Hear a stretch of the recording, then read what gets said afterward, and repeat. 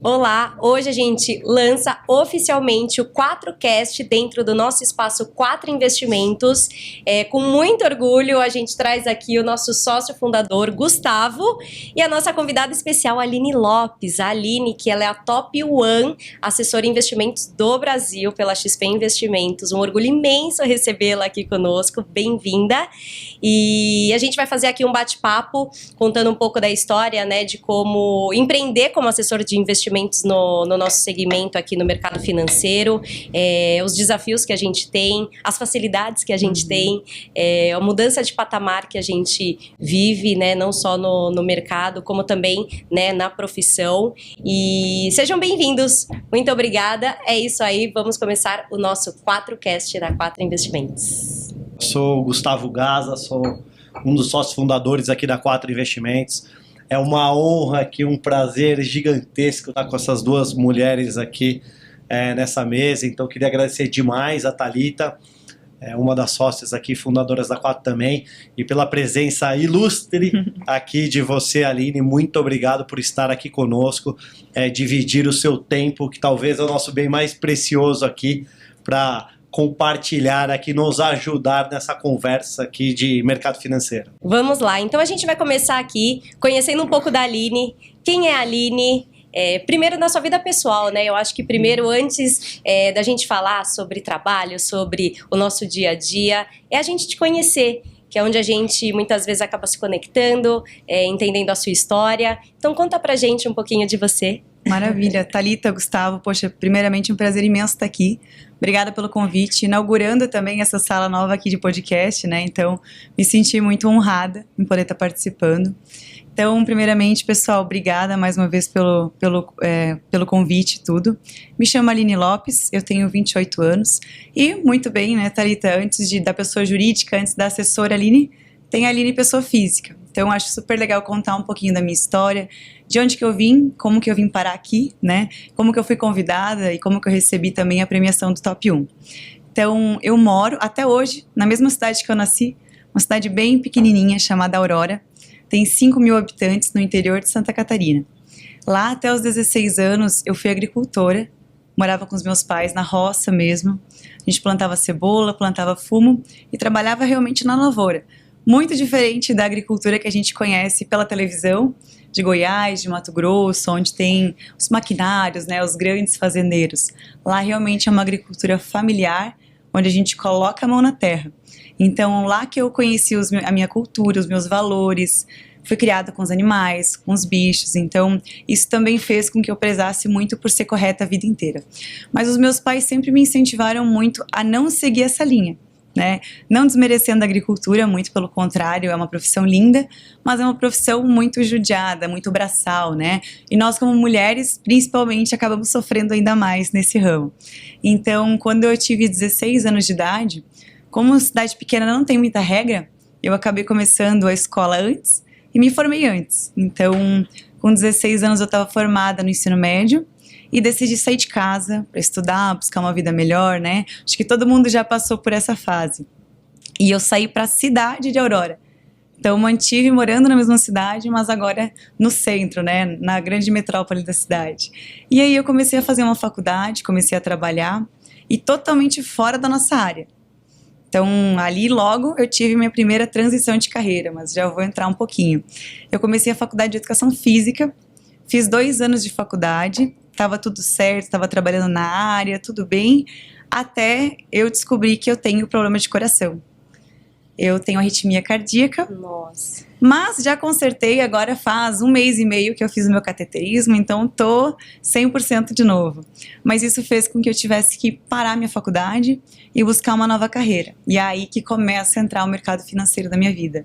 Então, tranquei a faculdade, parei de trabalhar na área porque eu não poderia mais continuar, eu era professora de Pilates na época, e não sabia muito bem o que fazer, qual caminho seguir, qual faculdade começar.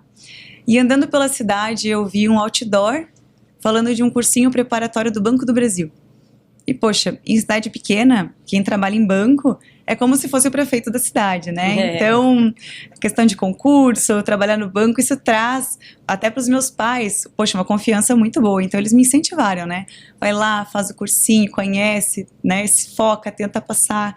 E foi o que eu fiz. Mas não passei, graças a Deus. Senão acho que a gente não estaria tendo essa conversa hoje, né?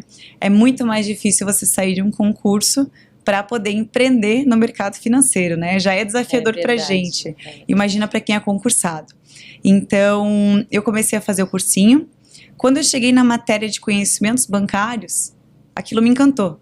Meu olho brilhou, poxa, eu quero isso pra minha vida. Então, como que eu faço agora, né? Qual caminho que eu sigo? Que faculdade que eu tenho que fazer? Que cursos a mais que eu tenho que fazer para entrar nesse ramo? Então, o professor era super bacana, teve uma conversa bem aberta comigo. Pedi para ele quais eram os caminhos que eu tinha que seguir. Ele me deu algumas ideias, né? Ele falou sobre faculdade de ciências contábeis, economia, administração, qualquer coisa que fosse nessa área abriria um leque para eu poder entrar no mercado financeiro. Mas mais importante que isso, ele começou a falar para mim sobre as certificações bancárias. CPA 10, CPA 20, o CEA, enfim, né? E isso faz agora alguns anos, né? Eu já estou há mais de 10 anos no mercado financeiro. Mas na época, poucas pessoas tinham o CPA 10. Era uma certificação que poucas pessoas tinham. Hoje em dia é super comum, né? Então, fiz, já em seguida desse cursinho, fiz a certificação. E passei de primeira. Então, acho que era um sinal também, né? Acho que eu tô no caminho certo. E aí, comecei uma faculdade de ciências contábeis à distância. Nem presencial não era, né? Então, acho que isso não é delineador para se você vai ter sucesso na carreira ou não. Então, a minha faculdade foi feita à distância. E aí, comecei a entregar currículo aonde vocês imaginam de mercado financeiro. Cooperativa de crédito, banco grande, pequeno. O que tivesse, eu comecei a distribuir. Eu queria começar a trabalhar no ramo, não importasse aonde, né? Eu queria ter a minha primeira experiência. E o Banco HSBC, que é um banco que já não tem mais no Brasil, né? Ele depois passou pela fusão, foi comprado, na verdade, pelo Bradesco, me chamou para passar por um processo seletivo de uma vaga lá. Só que a vaga era de gerente de pessoa física. E eu não tinha faculdade, eu não tinha experiência, eu não tinha nem conta corrente. Nossa! Eu tinha 18 anos e eu não tinha nem conta corrente. Eu tinha uma conta poupança que meu pai tinha feito quando eu era criança. Então eu pensei, zero chance de eu passar nesse processo seletivo, né? Porque normalmente você entra como escriturário, você vai pro caixa, é assistente, depois pega uma carteira pessoa física. Mas dei o meu melhor, porque eu sabia que aquilo ali iria servir para eu passar por outros processos seletivos, já que era um patamar mais alto. E as pessoas que estavam participando comigo também, Thalita, elas tinham pós-graduação, elas já tinham experiência, então é tudo para elas receberem essa vaga e não eu. E eu me surpreendi muito quando o RH me chamou, quando finalizou todas essas etapas, e eles falaram para mim assim, Aline, a vaga é tua. Nossa. Porque tu tem vontade. O pessoal que tá concorrendo contigo tem todos os artifícios que precisam, tem todas as certificações, tem experiência, mas eles estão numa zona de conforto. Perfeito. Então eles não iriam entrar aqui com essa vontade de fazer dar certo. E, Thalita, eu trago isso muito pra minha vida até hoje. Quando a gente quer fazer dar certo, quando a gente tem essa vontade genuína, a gente faz acontecer. Perfeito. E essa foi a minha primeira oportunidade no mercado financeiro. Então, agarrei, nossa, com unhas e dentes, né? Foi a oportunidade da minha vida. E tava tudo perfeito, o HSBC é um banco maravilhoso, eu acho que justamente por isso que ele não ficou no Brasil, porque aqui as instituições financeiras são bem diferentes, né? E o HSBC prezava pelo cliente, ele tratava o cliente muito bem, não tinha metas abusivas, então a minha escola foi ali. Foi ali que eu aprendi a atender cliente, foi ali que eu aprendi as soluções financeiras. E eu estava com aquela cabeça de fazer o bem para o cliente, né? Metas eram um segundo plano, existia sim, mas não era totalmente agressiva como os bancos hoje em dia a gente conhece. E aí estava tudo bem, tudo certo, acho que eu estaria até hoje lá, se tivesse o HSBC no Brasil. Mas, do dia para a noite, a gente descobriu pela TV que o Bradesco comprou. E foi um banho de água fria, assim, nossa. Então vamos lá, né? Vamos descobrir como é que é o Bradesco agora. E foi realmente, assim, uma tristeza muito grande. Porque a cultura é água e vinho. Né? Eu acho que poucas pessoas que vieram do HSBC permaneceram no Bradesco. Que são culturas totalmente diferentes.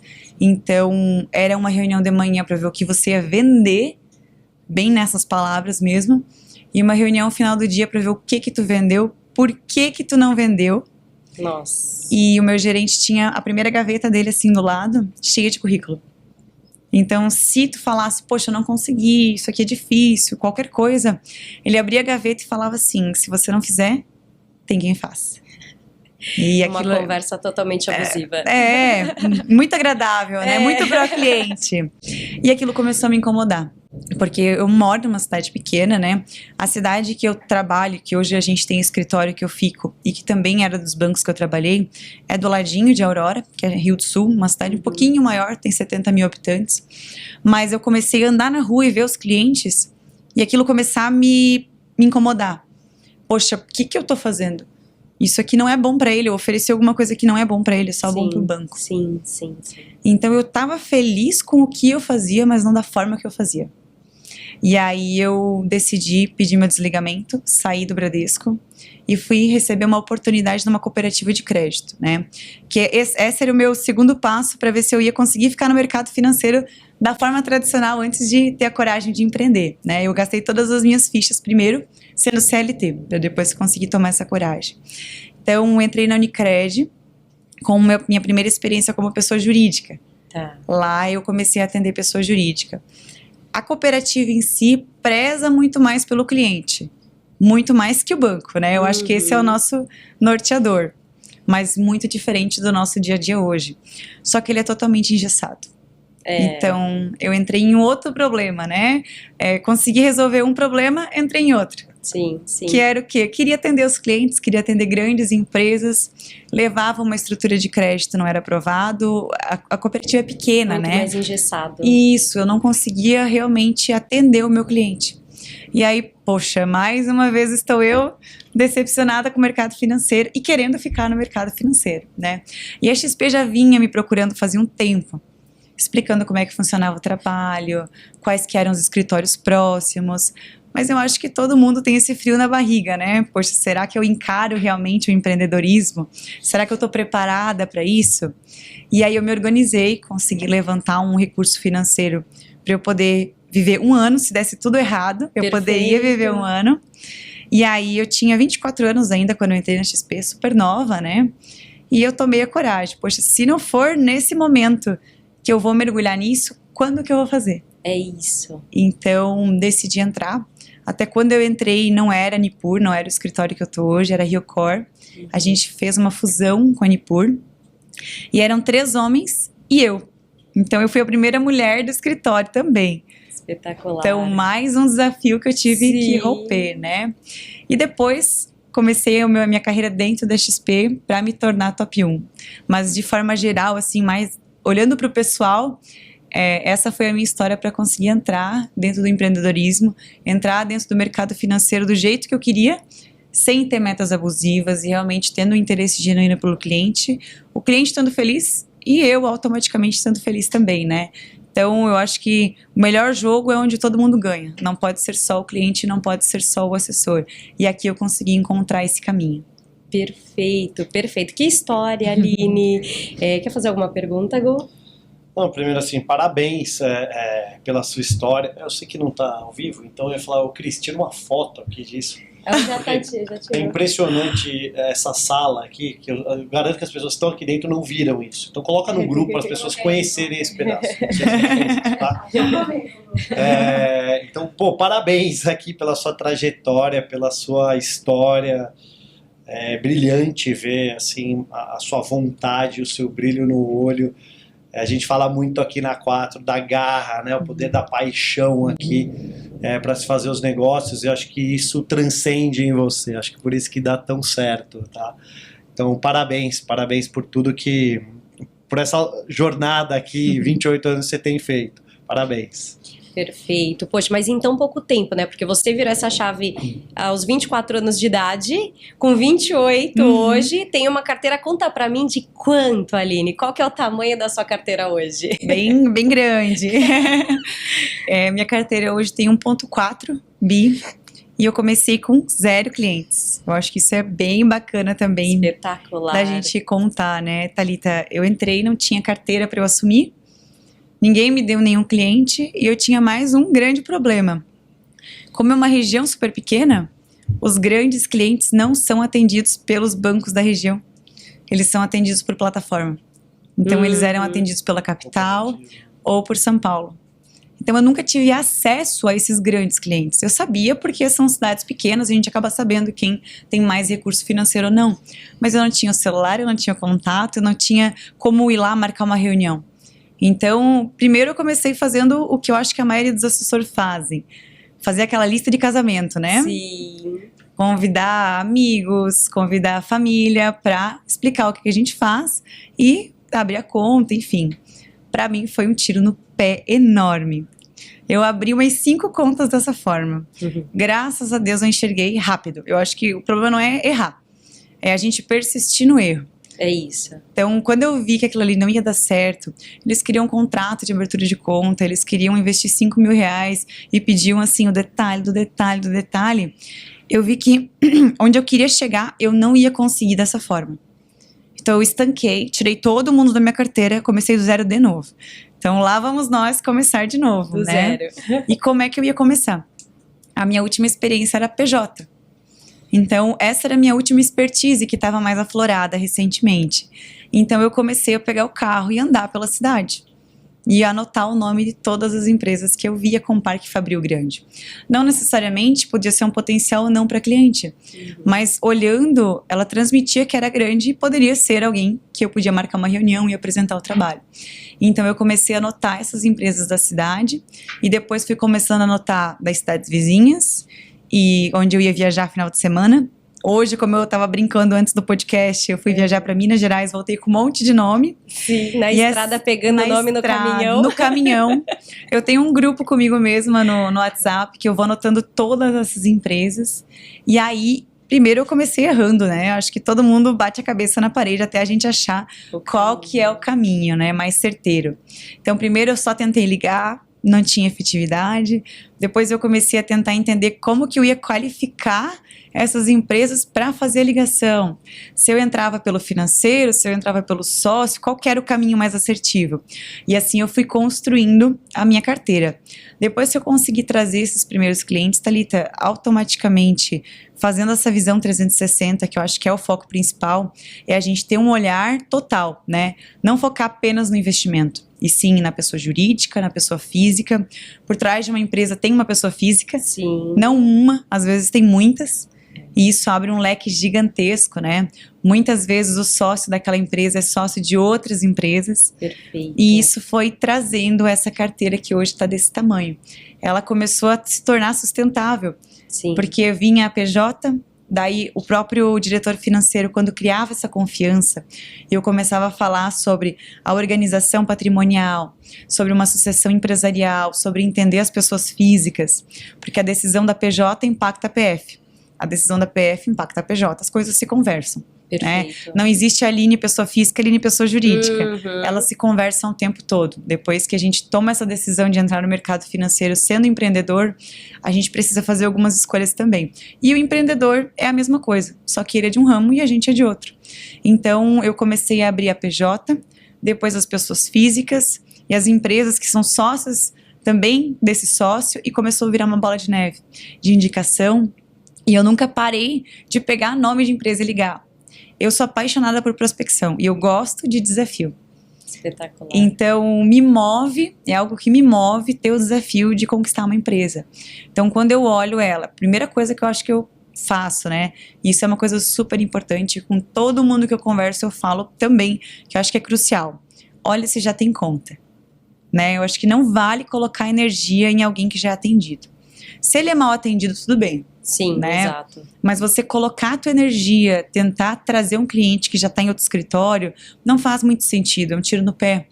É como a gente está conversando aqui, né? Nós somos de escritórios diferentes, mas unindo forças para um momento maior, né? Para algo maior. Exato. Então a gente não pode se ver como concorrente. É isso mesmo. Muito pelo contrário. Se o escritório de vocês fizer um trabalho mal feito, suja a categoria de assessor de investimento. É isso. Se eu fizer um trabalho mal feito, complica para vocês conseguir buscar novos clientes. Então, a gente tem que se unir. Então, esse foi o ponto principal que eu comecei, assim. Poxa, quem já é atendido, eu risco e eu não coloco energia nessas pessoas. Perfeito. Vamos atender quem está desassistido. quem está na mão dos grandes bancos, né? Isso. Quem não tem esse atendimento de qualidade. E eu acho que esse foi um dos grandes segredos, Thalita, para acontecer e dar tão certo. Porque eu nunca quis focar em clientes que eram de outros escritórios, né?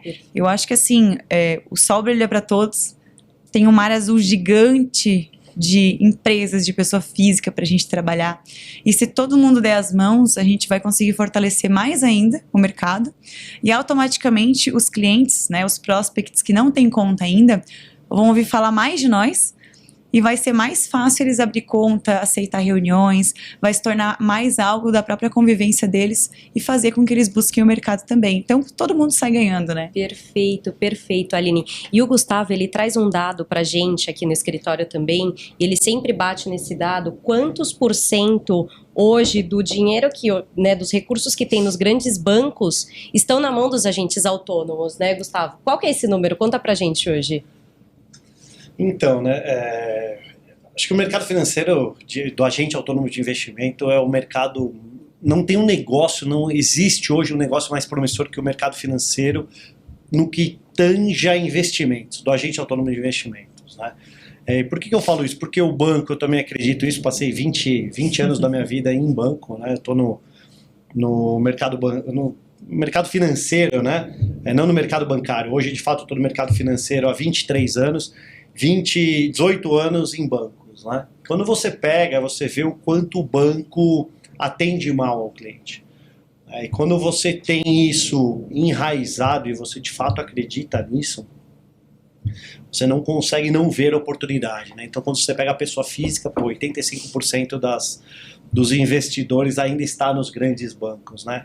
Acho que um dado impressionante julho, a poupança teve a maior captação da história.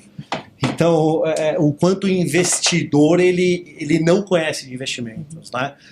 3% da população brasileira sabe o que é os juros compostos. Então, assim, é um mercado que nem começou, né? Quando eu olho pessoa jurídica, né, e eu ouço a Aline aqui falar, esse número é mais impressionante, né? Porque 6% de 6 trilhões está na mão dos agentes autônomos, né? Então, praticamente 90%, quando a gente fala em pessoa jurídica, está na mão dos grandes bancos. Então, assim, é um dado impressionante, é um mercado que começou agora, né? A gente que está vivendo aqui um momento de uma nova regulamentação que no mercado americano começou em 1975, né? 50 anos atrás. Então, a gente está vivendo o que eles já viveram há 50 anos atrás, né? Eu vejo que é um mercado extremamente promissor. Acho que não tem um negócio, não existe hoje um negócio que a pessoa possa se dedicar mais energia do que esse. Eu costumo falar que os bancos geraram na Bolsa em 2022 150 bilhões de lucro, né? Uma receita de mais de 2 trilhões. Qual segmento gera uma receita de mais de 2 trilhões num país como o nosso? Talvez petróleo? Alguém aqui vai extrair petróleo? Não, né? Então acho que o segmento financeiro é um segmento que vem para a gente autônomo de investimento, é uma coisa que vem crescendo muito, tem muita oportunidade. É um mercado que praticamente ele nem começou. É um mercado que tem um campo gigantesco e eu concordo, né, que assim, a união das pessoas, a união dos agentes autônomos vai fazer a diferença, né? Isso é muito bom, porque acho que outro número importantíssimo, né, o número de agentes autônomos cresce, né, nos últimos 3 anos, mas o número de escritórios não crescem tanto, não cresce na mesma proporção, né?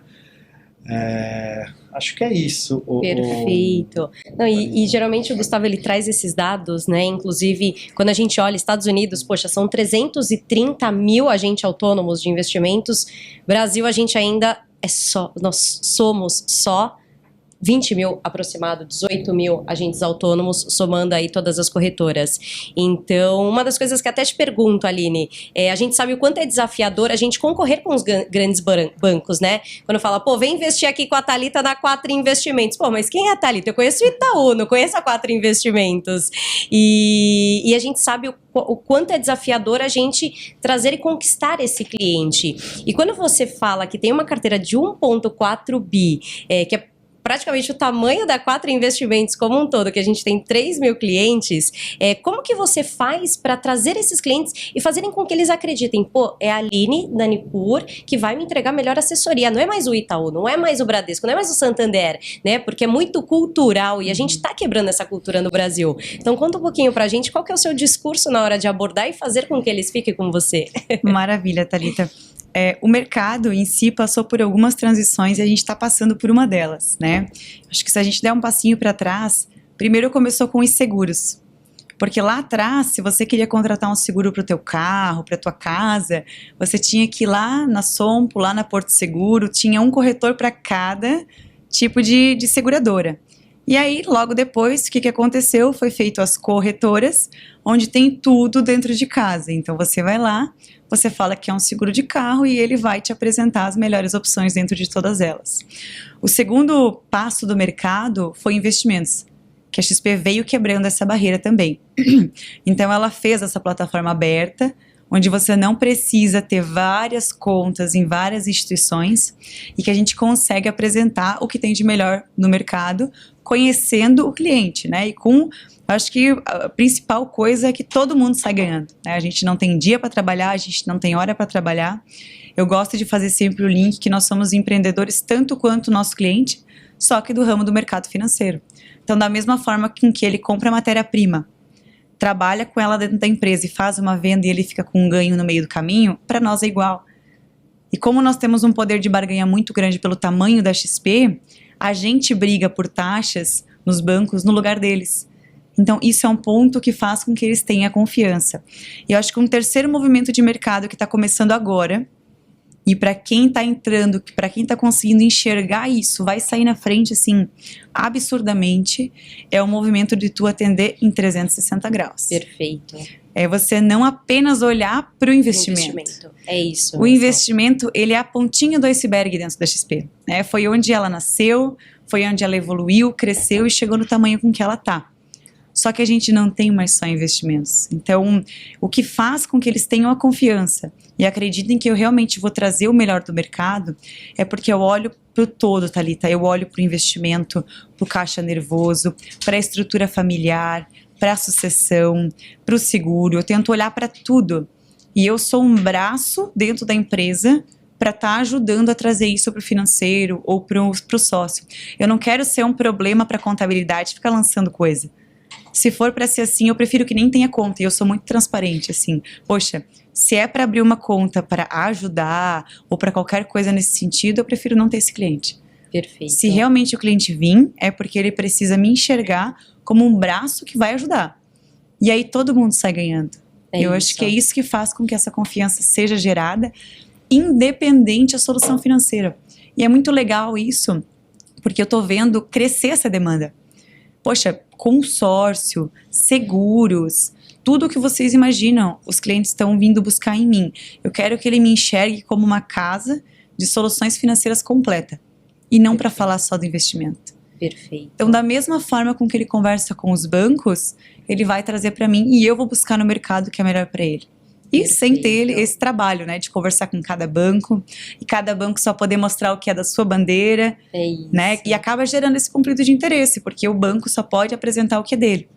A gente não, né, e os escritórios podem, não só a plataforma da XP, e sim, a gente é livre para fazer parcerias no mercado e trazer o que é melhor para ele. Então é aí que a gente ganha o jogo. Espetacular, Aline. E aquilo que você falou quando a gente estava aqui nos bastidores, né? Cliente que vem por taxa, ele vai embora por taxa. É isso. Então é muito mais a gente atender ele de uma forma 360 e ele vê de fato a gente como esse advisor que atende ele em todas as frentes, em todas as pontas. Espetacular. E pra gente encerrar aqui, quer fazer alguma pergunta, Gustavo? Não, eu tô ouvindo aqui ela falar, tá me remetendo aqui a alguns pontos, né? Eu concordo com uma frase que o Benchimol fala muito. Eu não conheço um gerente de banco feliz. Mas eu conheço pessoas que reclamam que não têm o orgulho daquilo que fazem. E eu vejo que quando o cliente vem investir com a gente, apesar da palavra assessor ter sido banalizada no mercado, de fato a gente é um assessor de investimento. A gente faz essa gestão familiar, a gente cuida de fato da família, dos negócios desse cliente, né? Ninguém quer mais que dê certo do que nós, junto com ele, né? E no banco é completamente diferente. No banco as pessoas atendem o cliente numa cultura top-down, né? Você não consegue ser quem você é. Acho que aí tem uma coisa muito diferente, né? Acho que por isso que esse mercado ele é tão apaixonante, ele tem uma liberdade que você consegue conquistar aqui, que é algo que transcende para o cliente, né? Acho que ele consegue enxergar de fato o quanto a gente é genuíno e não está representando apenas um banco que vai te colocar algumas coisas na grade, né? E isso é muito verdadeiro ao longo dessa jornada, né? Essa jornada que a SP faz aqui em 15 anos, né? Ela não é à toa ter dado tão certo, né? Ela deu muito certo e vai dar cada vez mais certo porque ela é muito verdadeira, ela é muito genuína, são as formas que a gente faz o negócio. Os bancos podem criar o modelo que eles quiserem, nada será parecido como aqui, porque de fato aqui as pessoas têm que se capacitar, as pessoas têm que ter uma agenda, se tornar um profissional que não é só um profissional, eu sou um profissional porque eu vou dentro do banco, não. Você tem uma mudança de patamar, você tem uma transformação na vida da pessoa, do assessor de investimento, que infelizmente já banalizaram os cargos aqui dentro, né? Será que todos os clientes sabem que a gente é regulamentado pela CVM, que a gente tem um compliance, uma auditoria da XP dentro do escritório? O gerente de banco ele é mais um no processo, ele é mais um pedaço, né? O Itaú tem 90 mil funcionários, então independentemente de quem atenda esse cliente, por mais que seja a escala, a organização, ele é mais um dentro dessa chave, né? E essa engrenagem, eu costumo falar que é o xadrez, né? Ele pode andar para frente, mas cai o peão, entra o cavalo, entra a torre. Aqui não. Né? Então quando você faz essa transformação, que é isso que a gente tem que passar para os clientes, né? Se o cliente me ligar daqui 30 anos eu vou estar aqui, né?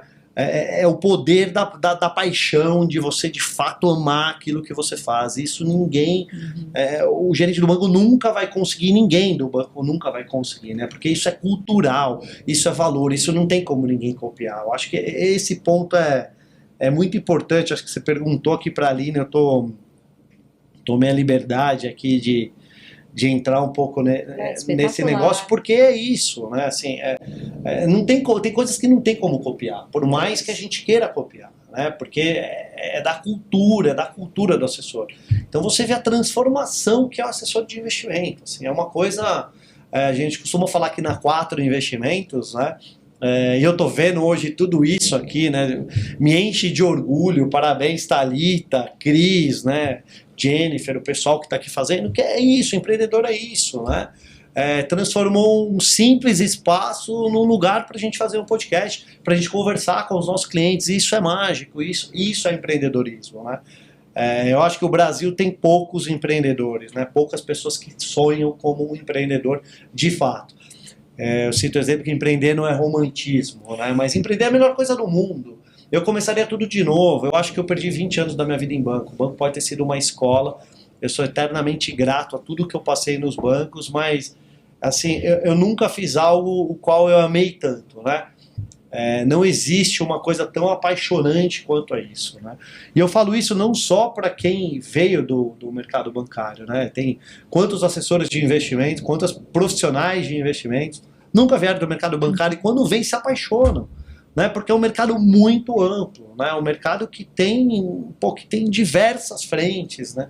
Que você tem que ter uma atenção, que você tem uma visibilidade muito forte de tudo que acontece no mundo, né? De novo, 3% dos brasileiros entendem, sabem juros compostos, né? E quando você entra nesse mercado, você acaba entendendo o custo de um dinheiro, o valor de um dinheiro, o porquê que se paga isso, se cobra aquilo. É apaixonante, é transformador aqui. Espetacular, Gustavo. E eu acho que assim, trazendo, né, um pouco dessa parte onde a gente olha para o profissional e a gente vê quantas pessoas vêm para esse modelo de negócio E quantos acabam voltando muitas vezes para o banco porque não se adaptam. Seja porque não consegue construir uma carteira, seja porque se apega aos benefícios do banco. Poxa, eu preciso do meu vale alimentação, preciso do meu vale refeição. E tá tudo bem, eu acho que cada um tem o seu momento. Mas quando a gente consegue de fato virar essa chave, ver o quanto é apaixonante o que a gente faz no dia a dia, e quando eu olho há 5 anos para trás, quando eu vim para 4 Investimentos, pedi minha demissão no banco, ganhei R$600 no meu primeiro mês, eu falei, faria tudo de novo. Eu também me preparei talvez para 1 ano, eu falei, se tudo der certo, eu tô aqui. Então eu tinha que empatar meu salário no banco nos 6 primeiros meses, eu tinha muito isso. E o nosso primeiro ano é o que dita também a velocidade do nosso sucesso nesse negócio. Não adianta a gente ficar sentado esperando cair cliente. É muita vontade, é acreditar muito que vai dar certo. E não tem plano B, né? Isso que é o mais importante. E a gente vê isso, que muitas pessoas não dão certo. E no seu ver, né, Aline? O que você, assim, até falaria em relação... Poxa, você também foi CLT, você também começou no banco, você, né, também poderia ter um conforto de falar, poxa, eu tenho meu salário e vou continuar aqui. Então, o que você traria de recado para os profissionais, ou que já voltaram para o banco, que não deram certo, e os que têm as dúvidas para vir para esse modelo, né? Porque muita gente ainda tá lá e fala, pô, um dia eu vou... ainda tá tarde? Não, não tá tarde, ainda tá muito em tempo. Então, deixa seu recado para os profissionais que pensam em vir como agente autônomo de investimentos. Maravilha. Thalita, eu acho que o primeiro passo, né, poxa, nem as escolas e nem as faculdades preparam as pessoas para serem empreendedores. Exato. Independente do ramo. Pode ser medicina, pode ser odontologia, pode ser mercado financeiro. Você toda a parte da escola e da faculdade para você ser CLT. Para você não comandar um negócio. Então, eu acho que a primeira coisa é a vontade, é você realmente ter esse instinto de querer empreender, de querer fazer diferente da manada, né? Porque senão você vai ficar lá na tua zona de conforto, como eu poderia ter ficado, como vocês poderiam ter ficado. E aí vai muito do que é o teu propósito de vida. Você vai passar uma vida inteira infeliz, reclamando, como muito bem o Guilherme Benchimol disse, né? Você não conversa com nenhum bancário que não quer pedir o desligamento, ou que não está procurando algum outro lugar para trabalhar, ou que não está com vontade de sair. Inclusive, a gente conversa com várias pessoas de banco que procuram a gente para trabalhar também, e a conversa se estende 3 anos, 4 anos, e a pessoa não toma coragem. É isso. É porque tá cômodo lá. E o que é certo, o que é errado? Eu acho que para cada pessoa, a pessoa vai ter que saber, né? Como que ela se sente. Mas no meu caso, Thalita, para mim não fazia sentido nenhum o meu propósito, a minha vida se limitar a você entrar, bater ponto, sair, bater o ponto, e você ficar escutando um gerente cobrando título de capitalização, um seguro porque liberou um crédito. São coisas absurdas, assim. Os meus valores de pessoa física não iam conseguir seguir nisso. Perfeito. Então, quando eu ia para casa, aquilo me incomodava, aquilo me torturava, e eu não conseguia seguir nisso. Então, poxa, eu entrei, vai fazer 5 anos. Eu olho o quanto eu consegui evoluir em 5 anos, né? E para quem está entrando agora, a gente está só no início da transformação do mercado financeiro. Exatamente. Se a gente comparar Brasil e Estados Unidos, a gente está pelo menos 50 anos atrasado. Exato. Então, olha o quanto caminho que a gente tem para percorrer, o quanto de cliente que a gente tem para trazer, tanto pessoa física quanto pessoa jurídica.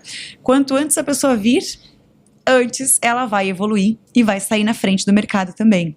Então, eu vejo que é uma escolha de vida.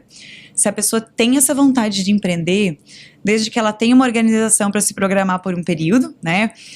Cada escritório vai ter uma forma de trabalhar, se vai ter floor, se não vai ter, então depende de cada um, né? Mas no meu caso, eu entrei sem nenhuma ajuda de custo. Eu lembro de um mês que eu recebi R$364. Olá. E eu acho que assim, poxa, quantos assessores a gente conversa, né? E ele tá no 3º mês, no 4º mês, desesperado que não tá dando certo. Calma. Calma, é isso. Empreendedorismo é isso, né? Curte a jornada. Isso. Sofre menos, aproveita, né? a jornada. O Guilherme traz muito isso pra gente também, né? Aproveita a jornada. E você tem que saber onde você quer chegar, né? Vamos pegar um exemplo clássico numa cidade. Poxa, você vai abrir uma farmácia. Vou pegar um exemplo assim. Você primeiro tem que procurar um ponto. Você tem que alugar esse ponto. Você vai reformar, comprar estoque, contratar funcionário, treinar esses funcionários e abrir a farmácia. No primeiro mês, talvez fique no prejuízo. No segundo mês, um pouquinho menos pior. E leva tempo para as pessoas conhecer a tua farmácia, enfim, independente de qual que é o ramo, né? E aqui é igual. Então, a pessoa que vira, ela tem que entender que é empreendedorismo. É isso. Então, não é fácil? Não é fácil. Mas se você tiver vontade de fazer a coisa acontecer e entender que precisa ter paciência, pelo menos 1 ano, para a coisa começar a acontecer. Eu tô trazendo cliente hoje que eu conversei há 4 anos atrás. É incrível, é isso. E eles vêm. E eles vêm. Então, assim, você tem que plantar. Você vai semear. É isso. Se você tá semeando certo, você vai colher. Tem gente que vai colher mais rápido, tem gente que vai colher mais devagar. Mas se você plantar laranja, você vai colher laranja. É isso. Mas se você quiser trazer um cliente a curto prazo, colocar alguma solução que não seja boa também, você vai cair no mesmo problema do banco e você não vai ficar no mercado. É isso. Né? Profissional bom, profissional ruim vai ter em qualquer carreira. Então resta a gente escolher quem que a gente quer ser aqui dentro. Então, poxa, quem tá pensando em entrar, a hora é ontem. Né? Então tem muito mercado aí para acontecer, tem muita coisa para acontecer. Quanto antes entrar, antes você vai sair na frente. E Thalita, eu acho que eu sou um exemplo claro, porque eu não sou de São Paulo, eu não sou do Rio de Janeiro, eu não sou de nenhuma metrópole, sou de uma cidade super pequena, fui agricultora, não tenho pais milionários, ricos, muito pelo contrário, né? A minha rede de amigos e família não são pessoas com recursos financeiros altos, e dei certo. Então, assim, se eu dei certo lá no interior de Santa Catarina, numa cidade pequenininha, por que alguém tem algum pretexto para dizer que não vai dar? É isso. Né? Então, eu acho que isso é o principal passo. A pessoa tem que decidir dar certo. Primeiro, ela tem que acreditar e aí fazer acontecer. Perfeito, Aline. Nossa, e assim, e muito orgulho de ver e mostrar que é possível, né? E basta a gente acreditar que de fato é possível. Ter vontade, ter garra, como o Gustavo gosta de trazer muito aqui pra gente também, e é basicamente isso. Então, assim, e até pra concluir, eu acho que assim, quando a gente empreende, abre uma farmácia, como você falou, tem que desembolsar o caixa. Quer empreender no melhor modelo, onde você não precisa desembolsar a caixa, sentar e começar a ir atrás de cliente, vem ser assessor de investimentos, né? Perfeito. Mas, perfeito, Aline, que história.